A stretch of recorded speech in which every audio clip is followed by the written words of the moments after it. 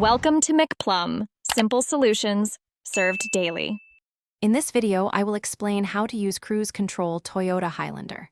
First, activate cruise by pressing the on button or using the stalk, then accelerate to your desired speed and press SET to lock it. Learn to use RES to resume and cancel or brake to disengage safely. Use Coast or Plus to fine-tune speed in small increments for smoother highway driving. Always remain alert and ready to brake manually. Adaptive Cruise adds convenience by monitoring the car ahead and adjusting your speed automatically. Choose a following distance that feels safe using the distance buttons, and the system will slow or accelerate within set limits.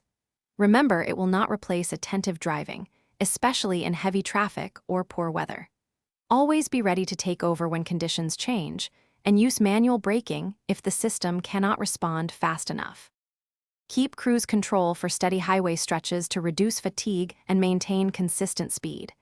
Disable it in wet, icy, or winding conditions where sudden braking or steering is likely.